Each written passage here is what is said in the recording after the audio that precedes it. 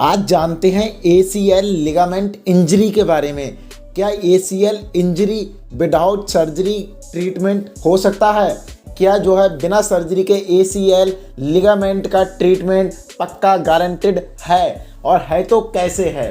क्या ठीक हो सकता है? ग्रेड फर्स्ट है, ग्रेड सेकंड है या ग्रेड थर्ड है MRI में लिखा हुआ, उसके बारे में आज आपको बताऊंगा कि लिगामेंट की इंजरी बिना सर्जरी के कैसे ठीक हो सकती है। तो इस वीडियो को पूरा देखना, काफ़ी कुछ आपको इस वीडियो से जानकारी मिलेगी।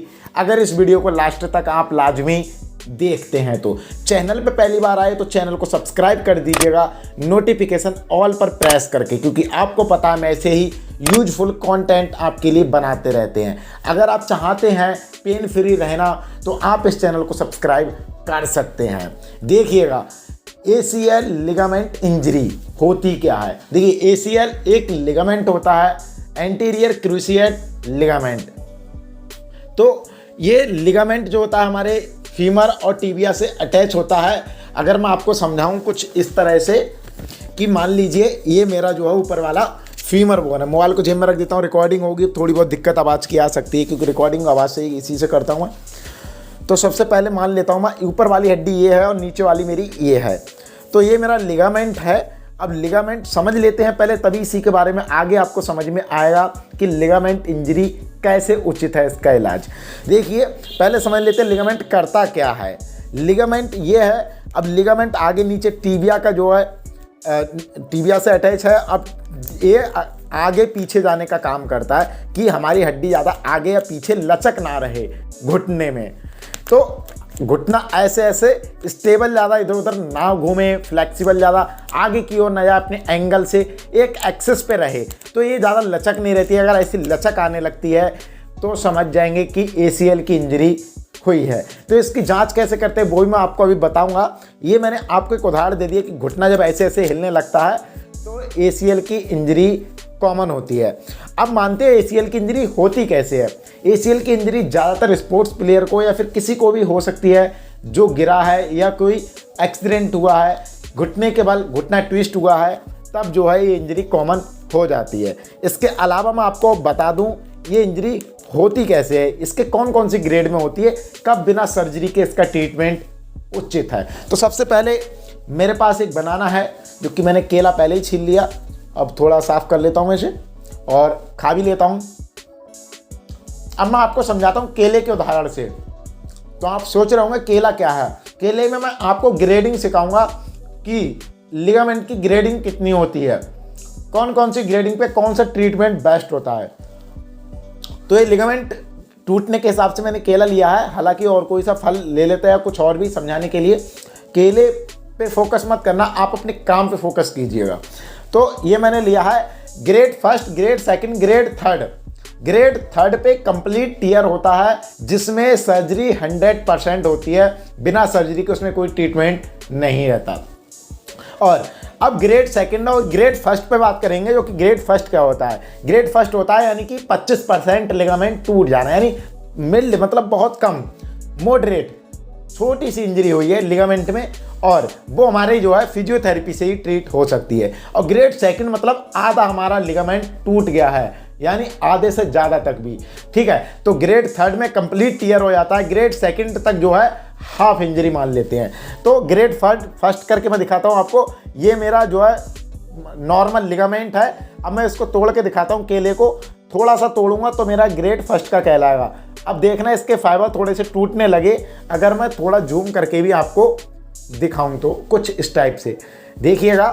ये थोड़ा सा टूटा है, ग्रेड फर्स्ट है। अब ग्रेड सेकंड में ये इतना टूट गया, ग्रेड थर्ड में पूरा अलग हो गया। अब ग्रेड थर्ड में ये अलग हो गया, यानी कि लिगामेंट इंजरी ग्रेड थर्ड की है, तो लिगामेंट टूट के अलग हो जाता है। अब इसमें कोई अटैचमेंट नहीं रहता। तो आप समझ गए होंगे कि ग्रेड थर्ड में लिगामेंट टूट जाता है तो इसमें कोई ऑप्शन नहीं बचता फिजियोथेरेपी का भी। तो आप इसके बाद जो है ACL का ट्रीटमेंट कराएं। आपको इसमें जो सर्जन से जानकारी लेनी पड़ेगी। अब इसमें सर्जरी ही एक ऑप्शन है।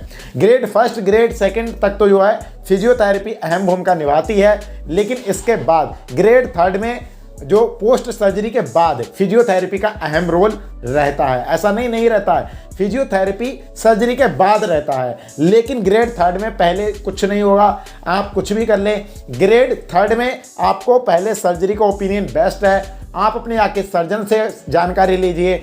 ग्रेड 3 में जब सर्जरी हो जाती है उसके बाद जो नेक्स्ट डे से फिजियोथेरेपी स्टार्ट होती है, एक्सरसाइजेस होती हैं, अब जो वो उसमें प्रोटोकॉल में की जाती हैं। धीरे धीरे पेशेंट 2 से 3 महीने के बाद नॉर्मल लाइफ में आने लगता है और अपने सारे काम भी करने लगता है। 1 से 1.5 महीने बाद पेशेंट जॉगिंग वॉकिंग वगैरह करने लगता है।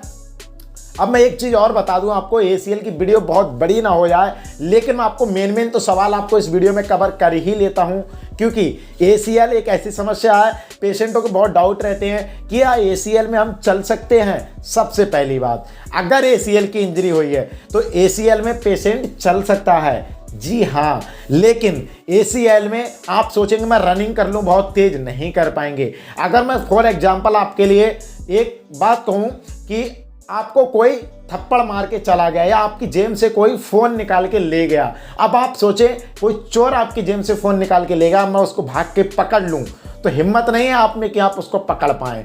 ये काम लिगामेंट करता है, जो नी को पकड़े रहता है अपनी जगह भागने का, और उसमें जो है नी आगे पीछे ज़्यादा ना हो, इसलिए बोन को रोके रहता है अपनी जगह।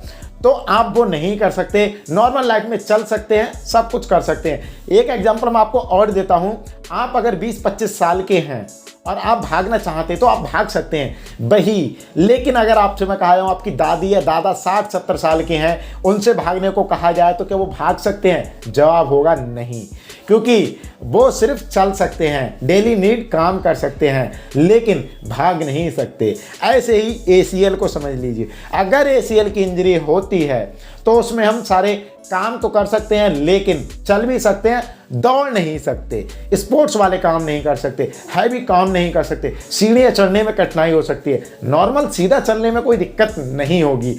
ऐसा जो है ACL में रहता है। और ACL इंजरी अगर ग्रेड 3 की है और इस पर बहुत ज़्यादा आप नॉर्मल चलते हैं, कोशिश करते हैं सारी एक्सरसाइज कर करके, तो आपके मेनिस्कस टियर होने के पूरे खतरे रहते हैं। इसमें आपको फिर ACL की इंजरी हुई है तो उसमें सर्जरी तो होगी, लेकिन ACL में मेनिस्कस टियर की भी इंजरी हो जाती है तो उसमें पेशेंट को फिर दर्द की समस्या, और कहते हैं गैप कम हो गया, तो ये दिक्कत भी आ जाती है। फिर उसको जो है दोबारा पॉसिबल नहीं हो पाता कि मेनिस्कस जो है अपना जो है फिर से वैसा हो पाए।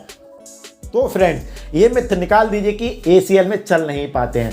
अब दूसरी एक बात मैं आपको और बता दूं ACL से जुड़ी, ACL में ग्रेड 1 ग्रेड 2 तक कौन सी एक्सरसाइज करते हैं वो आप आई बटन पे देख सकते हो। मैं ACL पे पूरा जो आपके लिए रिहेबिलिटेशन प्रोग्राम लेके आने वाला हूँ जल्द, तो आप चैनल को सब्सक्राइब कर लीजिए। एक वीडियो सर्जरी के अगले दिन से कौन सी एक्सरसाइज करें 1 साल तक, तो वो सारा प्रोग्राम मैं लेके आने वाला हूँ। 0 to 4 वीक आगे का जितना भी होगा, कौन सी एक्सरसाइज कौन से दिन करनी चाहिए, तो पूरा अगर ये जानना चाहते हैं तो चैनल को सब्सक्राइब कीजिए। मुझसे जुड़ने के लिए इंस्टाग्राम, फेसबुक और टेलीग्राम चैनल का लिंक सबका डिस्क्रिप्शन में दूंगा, जाके वहाँ फॉलो कीजिएगा।